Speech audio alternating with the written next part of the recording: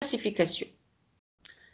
Donc, la durée de vie de toutes ces formes disparues, elle dépend de leurs caractéristiques du groupe. On peut avoir des espèces qui ont vécu pendant des millions d'années, comme on peut avoir des espèces qui ont vécu tout simplement quelques milliers d'années. Donc ça, c'est très simple. Ensuite, vous avez donc cette espèce-là, elle a deux types de définition. Soit une espèce biologique, soit une espèce paléontologique. Donc l'espèce biologique, elle concerne surtout les espèces vivantes. Et pour vérifier que deux individus appartiennent à la même espèce, on vérifie leur interfécondité. Oui? En fait, oui. Le diapo s'est affiché. Ah? Qu'est-ce qu'il y a? Le diapo s'est affiché, en fait. Il est affiché? Très bien. Oui, madame. Très bien. Donc, un groupe d'individus interféconds, ça fait une seule espèce. Et puis, l'espèce paléontologique, c'est une définition où on ne peut plus vérifier l'interfécondité. Donc, si on met, par exemple, les individus que vous connaissez maintenant, vous mettez les humains ensemble, ils vont s'interféconder, donc c'est une seule espèce. Vous mettez les chiens ensemble, vous mettez les chats, vous mettez les animaux que vous connaissez, et on peut vérifier s'ils sont interféconds, c'est une seule espèce. S'ils ne sont pas interféconds, c'est deux espèces différentes. Mais pour l'espèce paléontologique, on a réussi à trouver des caractères pour dire que ces deux individus-là sont de la même espèce parce qu'ils ont des caractères soit morphologiques, ça c'est très simple. Quand vous voyez deux choses qui se ressemblent, vous dites ça ressemble à ça, donc c'est une seule espèce. Mais vous pouvez avoir d'autres problèmes quand vous avez par exemple la morphologie un peu différente, mais les caractères très petits qui peuvent se ressembler. Donc ça, c'est un peu difficile. Mais on commence d'abord par comprendre que toutes les choses qui se ressemblent, on en fait une seule espèce, même dans le passé. Et s'il y a des études qui prouvent le contraire, on pourra passer à d'autres études, par exemple microscopiques ou anatomiques, etc. Ensuite, vous avez des lois pour gérer cette discipline qu'on appelle la paléontologie. Donc, vous avez des lois qui sont très nombreuses, mais il y en a 4 qui sont majeures. Vous avez donc la première loi qu'on appelle l'actualisme. C'est-à-dire que les lois physiques et biologiques actuelles, ce sont les mêmes durant tout le temps. C'est-à-dire que si on a un appareil, par exemple, de respiration, disons par exemple les poumons, donc les poumons, ils ont toujours existé chez certains individus, bien sûr, surtout les terrestres. Ces poumons-là, c'est toujours des organes de respiration, donc durant tout le temps. Les organes de reproduction, la même chose.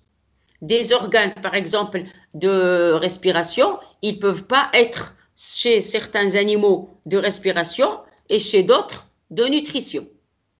Les appareils, donc les organes, ils ont leur fonction qui est la même depuis l'apparition de l'être vivant. Deuxième loi majeure, vous avez l'anatomie comparée.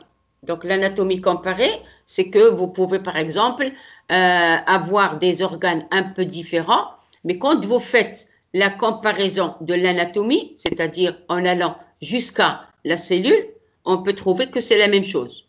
Donc la comparaison est très simple. On peut avoir par exemple deux choses qui sont un peu différentes à première vue, mais leur anatomie, elle est identique. Donc on peut comparer l'anatomie de ces organes. La corrélation organique, c'est-à-dire que vous avez un organe, par exemple, qui peut être différent selon le mode de vie. D'accord? Donc, vous pouvez avoir, pour respirer, vous pouvez avoir, si l'animal est marin, vous pouvez avoir des branchies. Vous pouvez avoir des individus qui peuvent respirer avec leurs branchies quand ils sont marins. Mais si vous trouvez un autre individu qui lui ressemble et qui est terrestre, il ne peut pas avoir de branchies parce qu'il n'est pas marin. Il est terrestre, donc il doit avoir des poumons.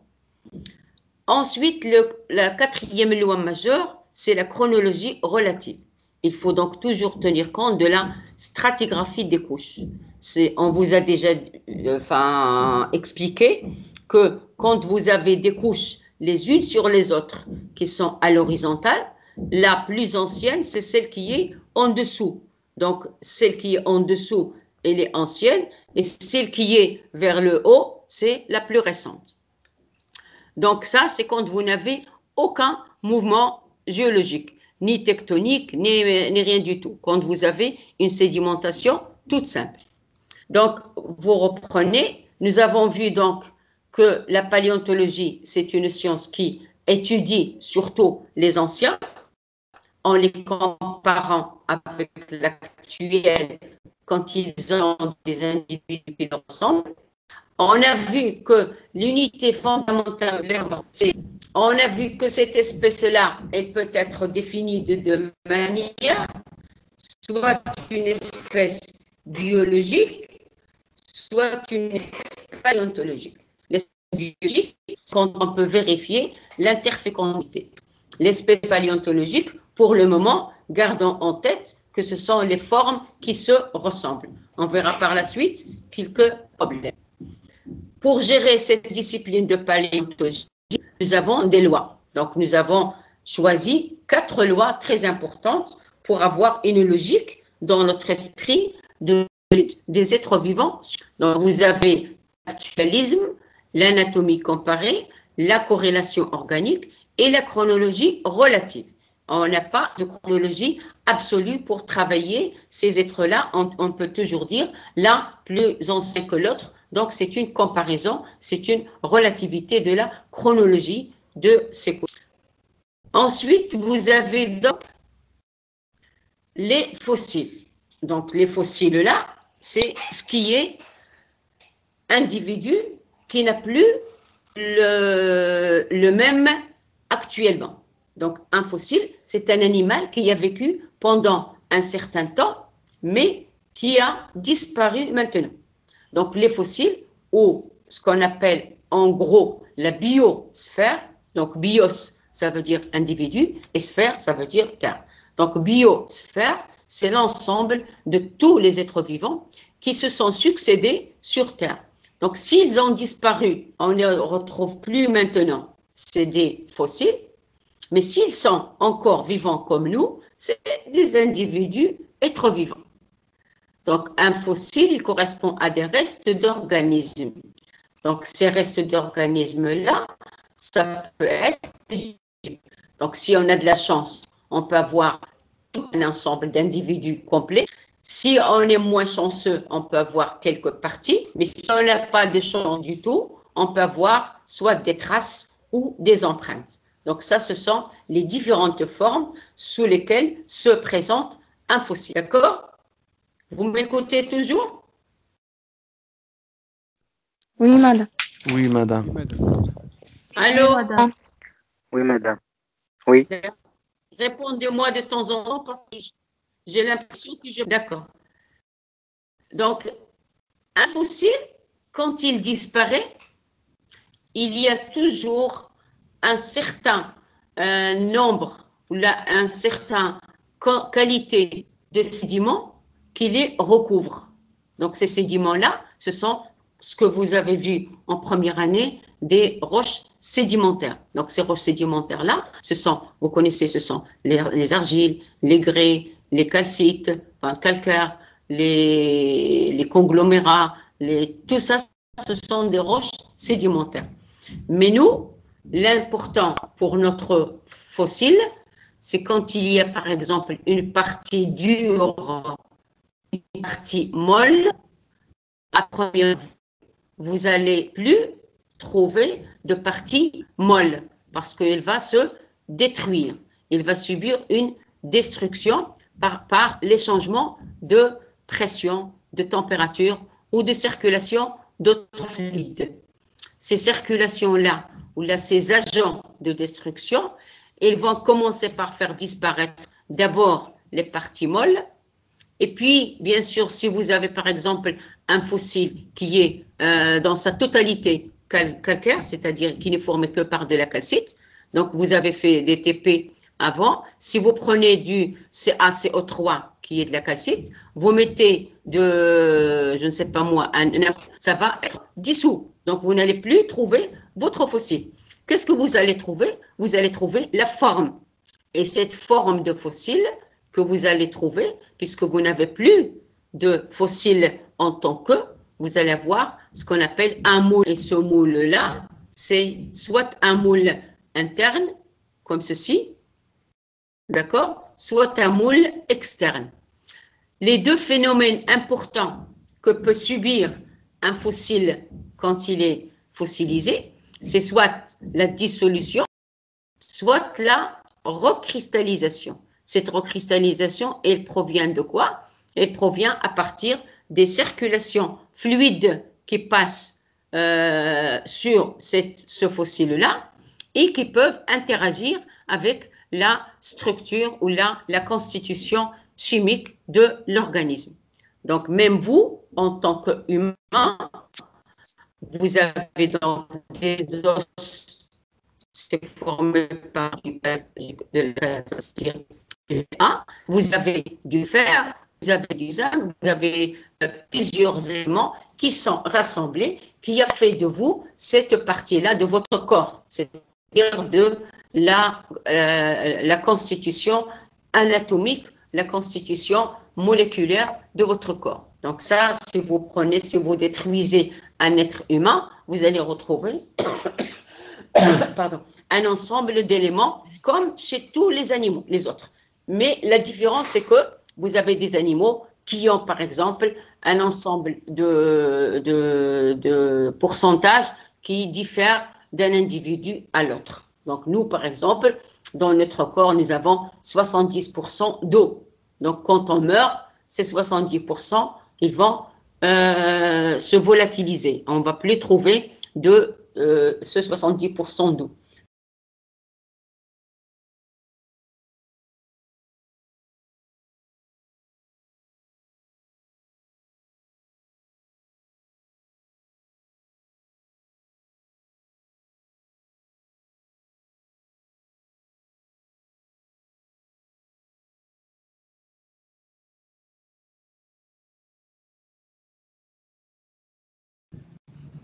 Madame, votre micro est désactivé.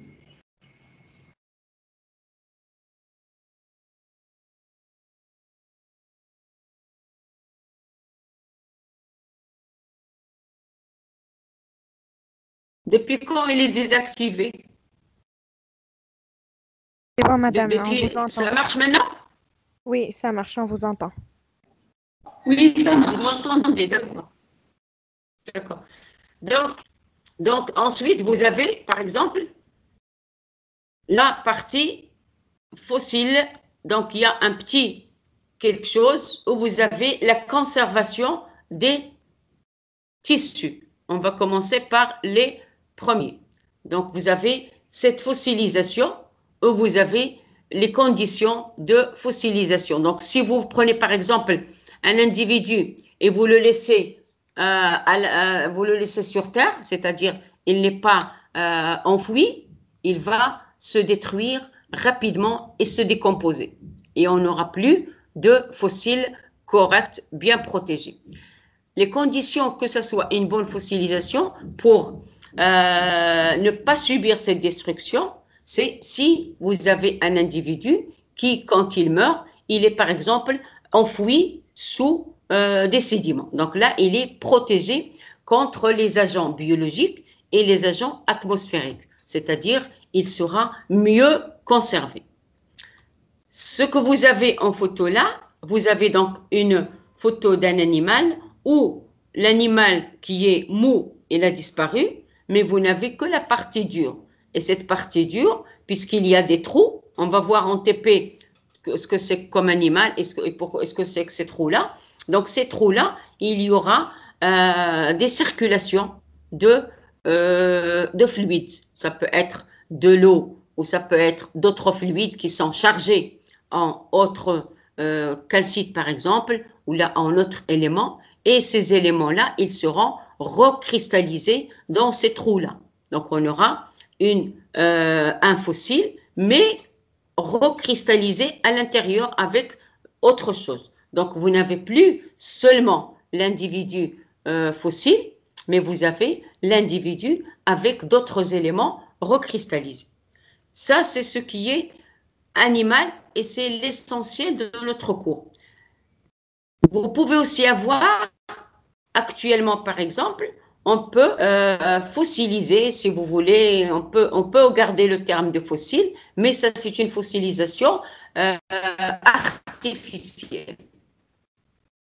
Fossilisation artificielle, c'est comme l'animal s'il est fossile naturellement. Il peut tomber dans un produit et ne plus bouger et ça va faire sa disparition, c'est-à-dire il n'est plus vivant, mais il ne va pas disparaître. On trouvera toujours quelque chose.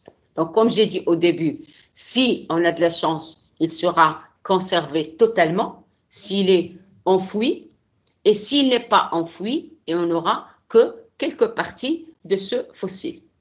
Ensuite, on peut aussi avoir des poissons. Donc, les poissons, ce sont des animaux, bien sûr, que vous connaissez, qui sont marins. Donc, ces poissons-là, bien sûr, quand vous les voyez actuellement, il y a des poissons qui ont disparu. Ce n'est donc les poissons que vous mangez maintenant ou là que vous connaissez maintenant. Il y avait d'autres poissons en mer, mais qui ne sont plus actuellement présents. Ces fossiles-là, donc on ne trouve que leur squelette. D'accord? Leur squelette, pourquoi? Parce que le fossile, quand il disparaît, la partie molle, c'est la première qui disparaît. Hein? Mais la partie minérale, c'est-à-dire formée par des minéraux, c'est une forme qui est dure et qui reste fossile. Mais ce qui est mou, ensuite, on peut parler, entre parenthèses, que comme je vous ai parlé de paléontologie, c'est-à-dire d'animaux, on peut avoir des végétaux aussi fossiles. Donc, on peut avoir des végétaux qui ne sont plus présents actuellement et qui sont aussi fossiles. Mais la plus grande partie qu'on va étudier, nous, dans notre cours, ce sont des animaux. Même en TP, on va faire que les animaux. Donc, ça, c'est la paléontologie. La partie qui s'intéresse, et je ne citerai pas ici, c'est la palynologie. Donc, la palynologie, c'est ce qui s'intéresse aux végétaux. Mais ce n'est pas notre cours pour cette année. Pour avoir un bon fossile, comme j'ai dit tout à l'heure au passage, on va citer les principaux facteurs favorables pour cette fossilisation, pour avoir un bon fossile comme il faut. Donc, on doit avoir un enfouissement rapide. Par exemple, des catastrophes naturelles. Vous pouvez avoir des orages très forts, des avalanches, des tsunamis, je ne sais pas moi, des tremblements de terre, etc. Quand vous avez ces catastrophes naturelles, vous avez le maximum d'individus qui sont décédés. Et quand ils sont décédés, ils vont être bien sûr fossilisés. Et ça, c'est un avantage d'avoir beaucoup d'animaux pour les individus, mais c'est très mauvais pour les individus eux-mêmes. Mais pour nous, c'est très bien parce qu'on dit nous avons la chance d'avoir un très grand nombre de fossiles. Alors que pour les animaux, les pauvres, c'est pas une bonne chose. Vous avez aussi ce qu'on appelle une topographie favorable. La topographie, vous connaissez, c'est les terrasses, par exemple. Vous pouvez avoir des terrasses à l'horizontale. Ça, c'est très bien pour une bonne fossilisation.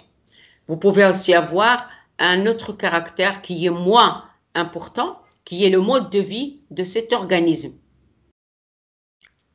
Un organisme, par exemple, qui vit dans des terriers, vous connaissez les terriers, c'est un niveau, par exemple, où un animal comme un ver qui creuse la terre et c'est son milieu de vie, c'est-à-dire sa petite maison. Donc, comment dirais-je, il a son terrier. Hein? Malco? Qu'est-ce qu'il y a? Allô?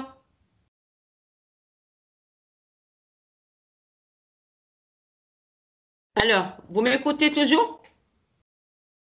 Oui, madame, on vous écoute. Oui, madame. Qu'est-ce qu'il y a là, votre camarade? Allez, je continue. Donc, je continue mon cours. Vous avez donc, selon le mode de vie de l'organisme et selon la nature de l'organisme, vous avez les principaux facteurs favorables à cette fossilisation. Vous retenez donc qu'il y a 5 choses très importantes. Avoir un enfouissement rapide.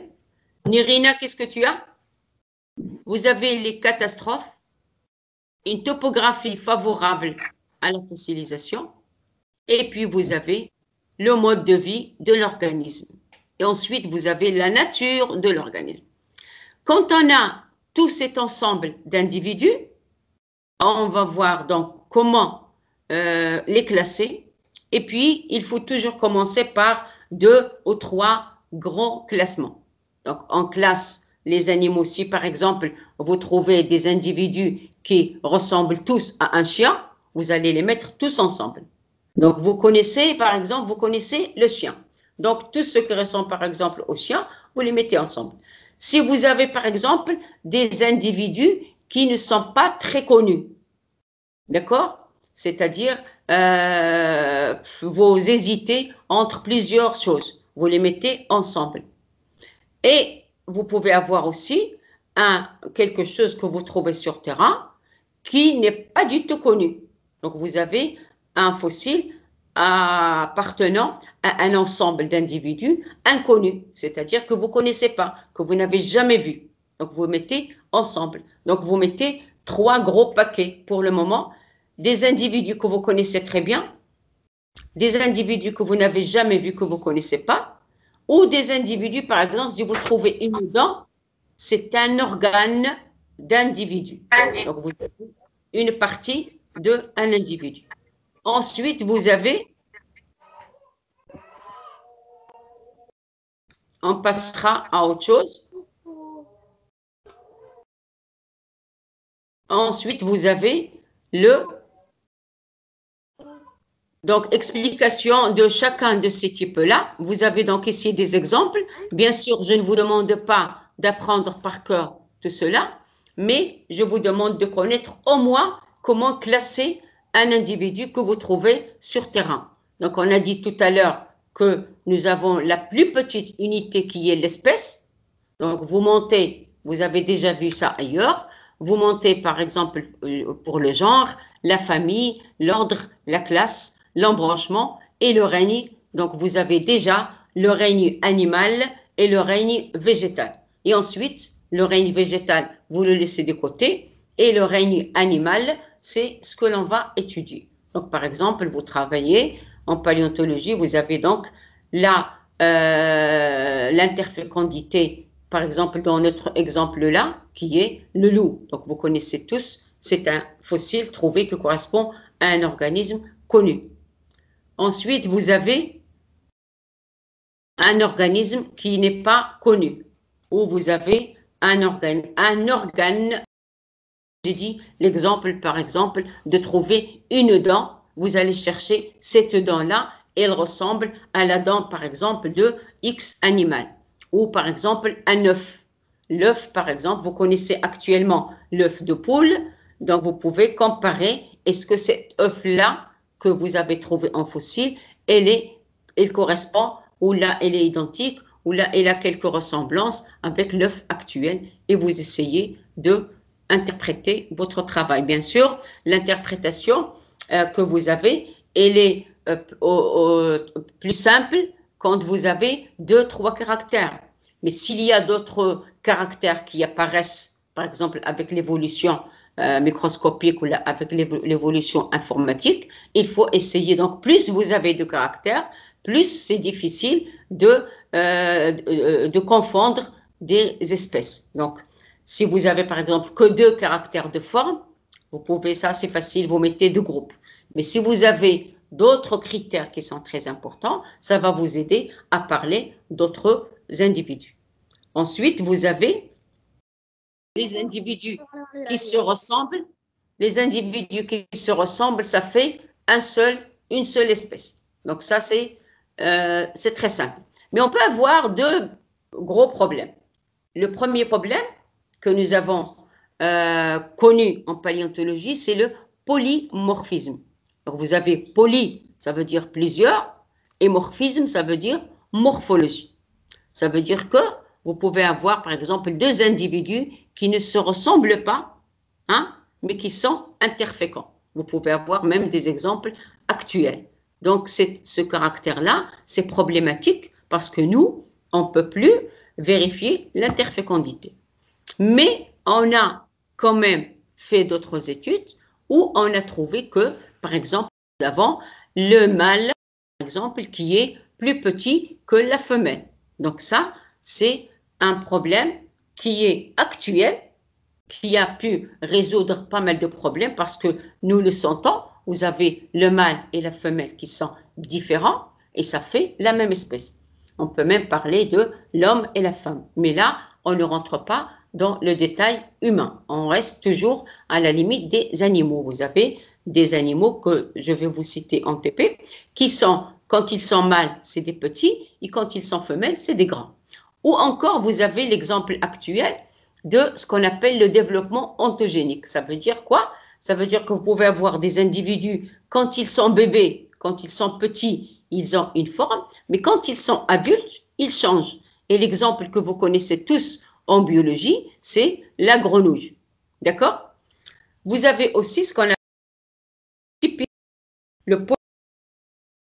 Vous pouvez avoir des individus qui ont la même forme, identique, mais ils ne sont pas de la même espèce. Donc, ça peut avoir le problème de morphologie, ça c'est clair parce que c'est visuel, mais le polytypisme, ça veut dire que ce sont deux types différents, mais qui sont de la même espèce. Vous pouvez avoir les types qui sont par exemple identiques. Types identiques, mais deux espèces différentes. Ça, c'est un vrai problème, mais qui n'est pas très répandu en paléontologie. Il est très rare. Vous avez maintenant ici des exemples. Je vous ai montré ici, par exemple, le dimorphisme sexuel, c'est-à-dire que vous avez le mâle et la femelle. Donc ça, c'est grand et petit, mais puis vous pouvez avoir le contraire. Vous avez aussi des morphologies de même espèce. Vous avez des trilobites que l'on va voir en TP, ou aussi vous avez d'autres individus qui sont exactement les mêmes, mais puisqu'ils se trouvent dans des zones différentes, c'est-à-dire géographiquement parlant, vous pouvez avoir des individus, et par exemple, je dis n'importe quoi, des individus au Maroc, et puis d'autres individus, je ne sais pas moi, en Union soviétique, qui se ressemblent, mais qui ne sont plus de la même espèce. Ensuite, vous avez d'autres définitions que l'on pourra rajouter à cette définition de paléontologie. Vous avez ce qu'on appelle d'abord la biocénose. Ça, c'est un terme. Et puis, vous avez des thanatocénoses. La biocénose, ça veut dire que vous avez des individus qui ont vécu dans leur milieu de vie et qui sont fossilisés sur le même lieu. Vous avez donc les mêmes milieux. Ça s'appelle biocénose. Donc, un individu qui a vécu, par exemple, en montagne et qui meurt en montagne, qui se fossilise en montagne, ça, c'est l'idéal. Donc, on peut voir, on dit, c'est une biocénose, par exemple, biocénose, je ne sais pas moi, de X individus. Mais on peut avoir aussi une thanatocénose. Thanatos, ça veut dire différent. Ça veut dire quoi? Ça veut dire que vous pouvez avoir des individus, par exemple, qui vivent en montagne, mais à cause d'une catastrophe naturelle ou n'importe quoi, ou d'un autre mouvement tectonique, cet animal-là, il a été transporté. Donc, quand il est transporté dans l'eau, il est mis ailleurs. Il peut aller jusqu'à la mer. Ça ne veut pas dire que cet animal-là, il est marin. mais ça veut dire que cet animal-là, il a été pris à cause de l'eau, il a été transporté. Donc ça veut dire des individus qui sont en biocénose ou là en thanatocénose. Vous m'écoutez toujours? Allô? Oui, madame. Oui, madame. Oui, madame. Oui, madame. Oui, madame. Alors, je vais vous laisser un petit peu à réfléchir sur ce qu'on vient de dire. Donc, pas trop vous embourrer avec toutes ces informations. Donc, nous avons fait presque 20 diapositives et je vous demanderai si, par exemple, on peut discuter pendant un petit quart d'heure, comme c'est un premier cours, sur si vous avez des questions et je répondrai tout de suite. Allez, qui c'est qui a ouvert son micro? Qui c'est qui voudrait parler? Imen? Imen El-Bassouri? Imen? Ça y est, il ne veut plus parler. Allez, qui c'est qui a une autre question? Comme c'est un premier cours, si vous avez des questions, même pour hors du cours, c'est pas grave. Comme c'est le premier contact entre vous et moi, je vous laisserai un petit quart d'heure de discussion. Rania, oui? Oui, madame, je voudrais seulement vous poser une question sur la fossilisation des éléments ou bien des individus qui ne possèdent pas de coque. Par exemple, est-ce que leur fossilisation, elle peut se faire d'une manière où cela dépend des conditions spécifiques du milieu où cela va se fossiliser? D'accord, très bonne question parce que je vous ai dit que en fossilisation, les parties dures, ce sont les mieux conservées. Et les parties molles, ils ne sont pas conservés, ou disons les moins conservés. Donc, ne dites pas coque, parce que c'est un mot qui est un peu littéraire. Donc, le terme de coque, c'est pour dire les coquillages, pour les gens en public. Mais vous dites par exemple les individus à partie dure et à partie molle. Donc, ceux qui ne sont pas, qui n'ont pas de partie dure, c'est très difficile de les trouver en fossiles corrects. Mais, comme j'ai dit tout à l'heure, on peut avoir d'autres formes de fossiles, ça veut dire soit des empreintes ou des traces. Donc, si on est très connaisseur dans le domaine, on peut trouver des formes qui sont que des traces dans un sédiment et on peut avoir l'audace de dire que ça, c'est la trace, par exemple, d'un animal qui a vécu dans le passé et qui est maintenant absent. Donc, c'est un fossile. Mais si les recherches avancent dans l'avenir, il pourra y avoir des individus qui vont dire « Alors, qu'est-ce que vous racontez? Ça, ce n'est pas une forme. » Mais tant que les choses, ils sont logiques, c'est acceptable en science. Oui? Merci, madame. Alors, de rien. Alors, il y a une autre question. Oui. Oui, est-ce que vous pouvez défiler un peu? Oui. Est-ce que vous pouvez défiler un peu la première diapositive et la deuxième, s'il vous plaît, puisque je n'ai pas pu, le suivre. Tu sais, si je reviens là-bas, je vais tout perdre. Donc, qu'est-ce que tu veux savoir? Et après, tu auras tout ce cours-là. Je vais vous le donner sur la plateforme, vous allez la voir. Maintenant, vous avez juste à prendre quelques notes, mais vous avez tout. Qu'est-ce que tu veux savoir? Dis-moi. Oui, c'est quoi ta question? C'est juste pour les notions d'espèces biologiques. Ta connexion, elle est très mauvaise. Ma connexion, je ne sais pas. De toutes les façons, je n'ai pas entendu ta... Est-ce qu'il n'y a pas une fenêtre dans ce Teams où vous pouvez rédiger, écrire? Je vais demander. Normalement, il y a une... Oui, madame. Oui, normalement, conversation. il y a une fenêtre Je vais la chercher, mais je ne vais pas la faire maintenant. Je vais la chercher après. Il y a une fenêtre dans le haut de votre PC où vous avez affiché conversation. D'accord? Donc la prochaine fois, si vous avez, par exemple, je vous entends pas très bien, vous pouvez m'écrire. Nerina, c'est quoi ta question? Et je te réponds. Maintenant, tu peux parler.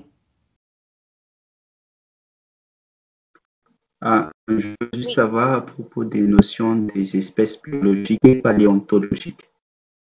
Espèces, comment? Espèces biologiques et paléontologiques. Oui. Espèces biologiques, ça concerne surtout, entre parenthèses, les espèces actuelles. Donc, une même espèce biologique, c'est quand on met des individus qui sont interféconds. Si par exemple tu prends les hommes et les femmes, tu les mets dans un paquet, ils sont interféconds. Donc nous, hommes et femmes, nous sommes la même espèce, c'est l'espèce humaine. D'accord? Mais on peut aussi faire la même chose pour tous les animaux que vous connaissez. Vous pouvez prendre par exemple les chats ensemble et vous les chiens ensemble, mais si vous mélangez les chiens, les chats, les animaux, les chevaux par exemple, les ânes, je ne sais pas moi, les girafes et tout ça, vous n'allez pas voir d'interfécondation entre, par exemple, je ne sais pas moi, je dis n'importe quoi, entre un chat et un âne.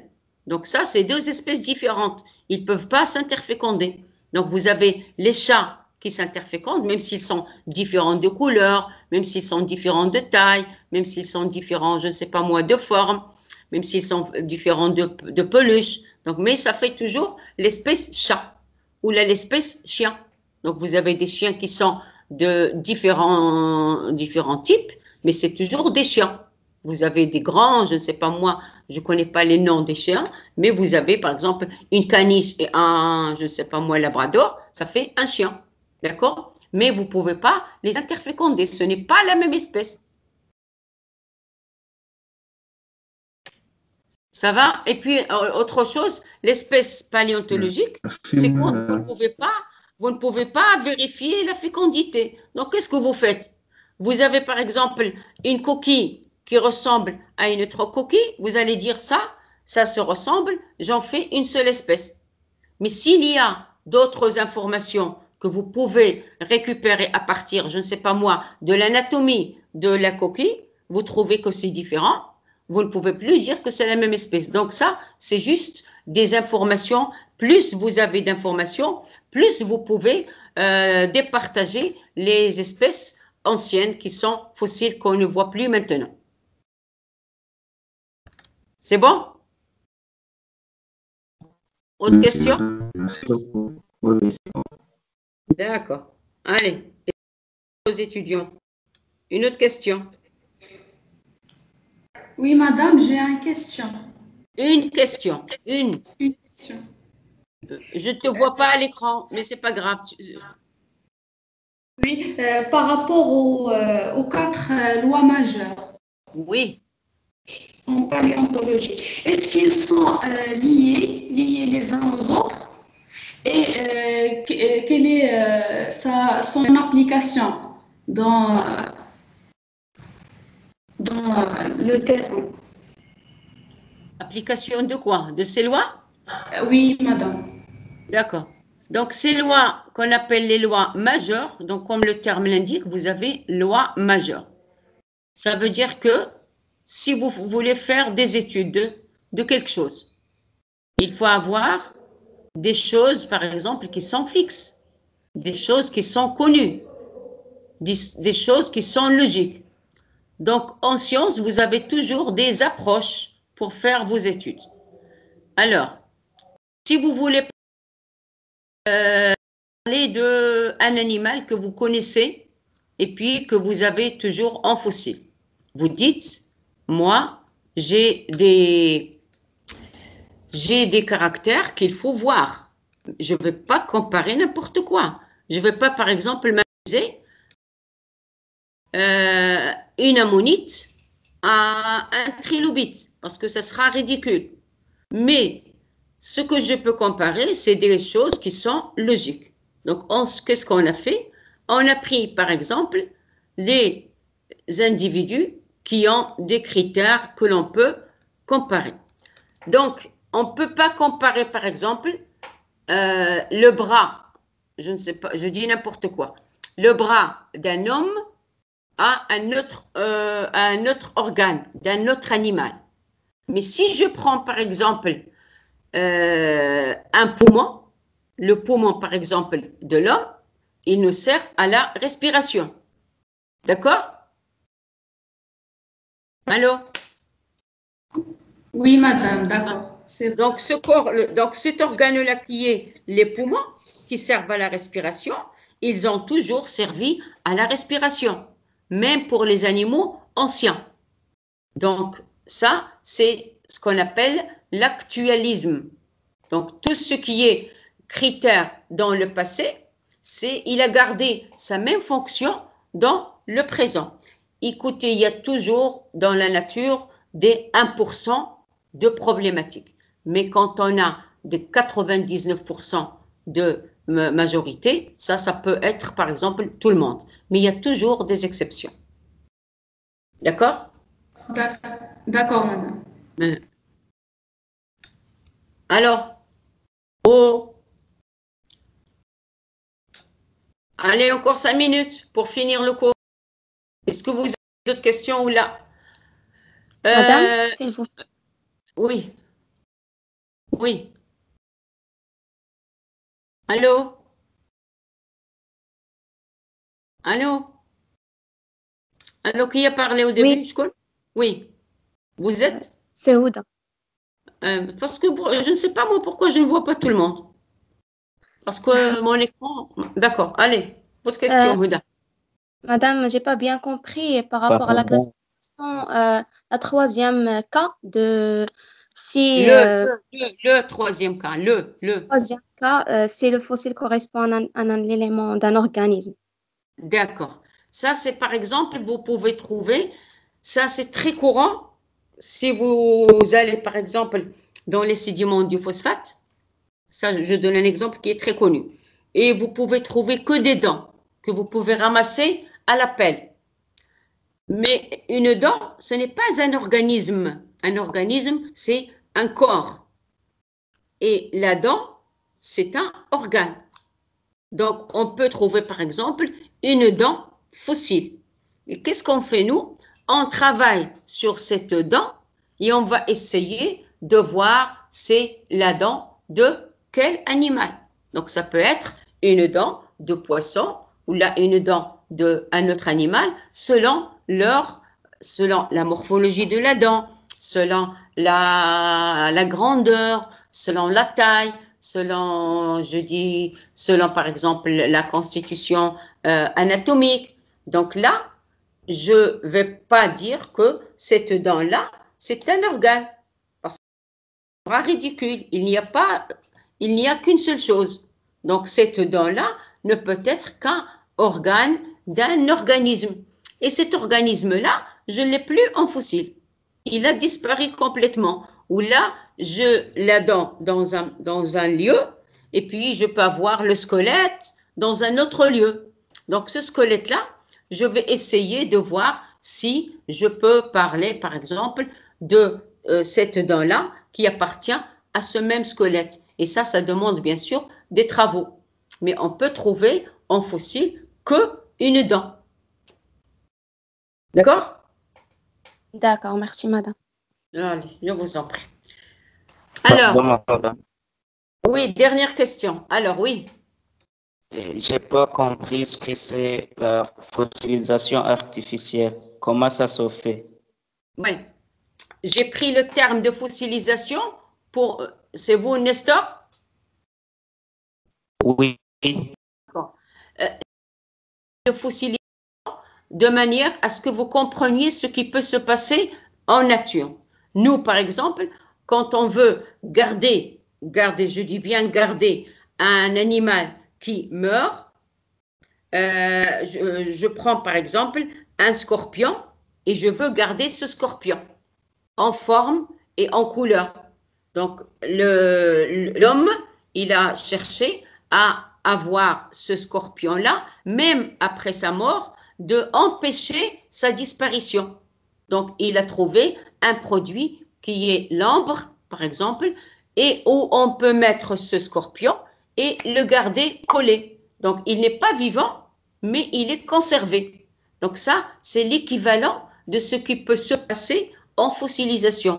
Sauf que artificiellement, c'est très joli, mais en fossilisation naturelle, c'est moins joli parce que vous pouvez avoir les agents de destruction qui agissent sur cet animal-là et vous avez un fossile